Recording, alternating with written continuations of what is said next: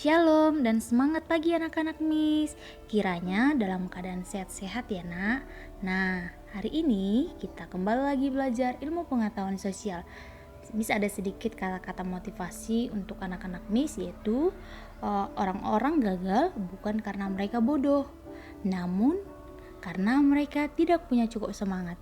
Jadi untuk anak-anak Miss kelas 9, marilah kita tetap semangat walaupun dunia kita masih sedang dilanda virus corona. Oke anak-anak, nah minggu lalu kita telah pelajari tentang memanfaatkan persaingan sebagai peluang untuk meraih keunggulan ekonomi bangsa ya. Nah hari ini kita akan membahas tentang pengembangan pusat-pusat keunggulan ekonomi untuk kesejahteraan masyarakat. Tujuan pembelajaran kita hari ini yang pertama, agar anak-anak Miss dapat mengidentifikasi pusat-pusat keunggulan ekonomi di Indonesia. Yang kedua, agar anak-anak Miss dapat menjelaskan pengaruh pusat-pusat keunggulan ekonomi dalam berbagai bidang kehidupan. Indonesia mempunyai banyak keunggulan dalam bidang ekonomi. Keunggulan ekonomi yang dimiliki oleh Indonesia dapat menjadi potensi dan peluang bagi kesejahteraan masyarakat Indonesia. Nah, pengelolaan keunggulan ekonomi yang tepat dapat juga bermanfaat bagi kesejahteraan masyarakat. Untuk mengetahui keunggulan ekonomi yang dimiliki Indonesia serta pengaruhnya bagi kesejahteraan masyarakat, mari anak-anak ikuti pembahasan berikut ini. Yang pertama, pusat-pusat keunggulan ekonomi. Pusat-pusat keunggulan ekonomi Indonesia dikelola sendiri dan juga ada yang melibatkan investor asing. Ya, itulah pusat-pusat keunggulan ekonomi Indonesia. Anak-anak, di sini ada 3 pusat keunggulan ekonomi Indonesia. Ada PT Freeport Indonesia, ada perusahaan tambang minyak negara, dan ada juga Batik Indonesia ya. PT Freeport Indonesia. Nah, ini sebuah perusahaan afiliasi dari Freeport, McMoran Copper and Gold Inc., yang dimana perusahaan ini terletak di Kabupaten Mimika, Provinsi Papua. PT Freeport yaitu menambang, memproses, dan juga melakukan eksplorasi terhadap biji yang mengandung tembaga, emas, dan juga perak. Berikut gambar yang ada di slide-nya anak. Nah, PT Freeport juga memberikan kontribusi bagi negara. 1. Menyediakan lapangan pekerjaan. 2. Penanaman investasi. 3. Pembelian barang dan jasa domestik. Yang keempat, pembayaran pajak, dividen, royalti, dan lain-lainnya. Selanjutnya, perusahaan tambang minyak negara. Kilang minyak atau oil refinery adalah pabrik fasilitas industri yang mengelola minyak mentah menjadi produk petroleum atau produk bahan baku petrokimia. Contohnya itu seperti bensin atau gasolin, minyak diesel, dan juga minyak tanah atau kerosin ya anak-anak. Anak-anak, ada beberapa kilang minyak Indonesia milik Pertamina. Yang pertama, kilang Pangkalan Brandan yang ada di Sumatera Utara. Lalu yang kedua ada kilang Dumai atau Sepakning yang ada di Riau. Nah, ini terintegrasi dengan kilang petrokimia dan memproduksi produk-produk petrokimia yaitu purified terephthalic acid atau PTA and peroxy ya anak-anak. Lalu yang ketiga, kilang Cilacap yang ada di Pulau Jawa.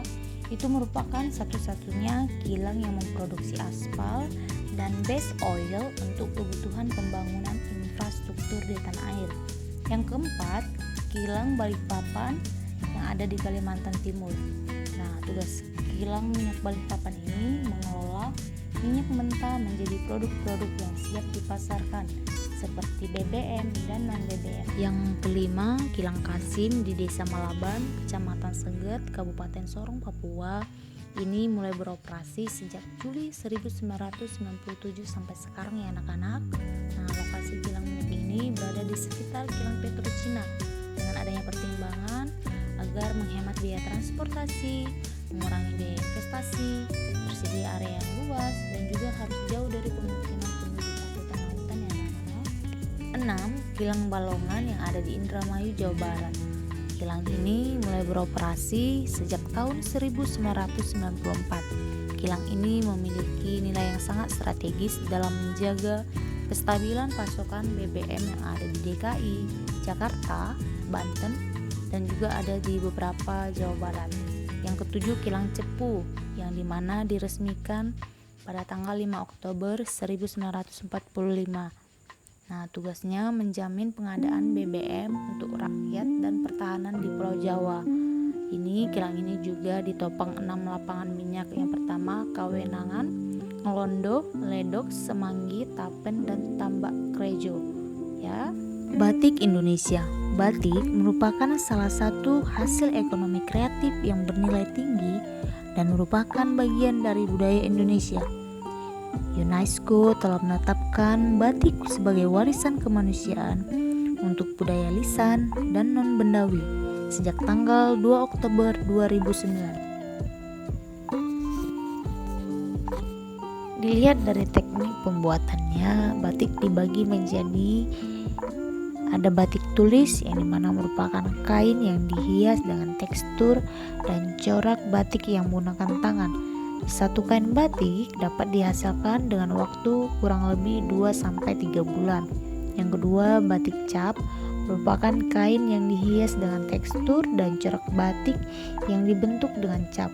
Nah, ini membutuhkan waktu 2-3 hari untuk pembuatan batik ini. Lalu yang ketiga, batik lukis merupakan proses pembuatan batik dengan cara melukis pada kain putih.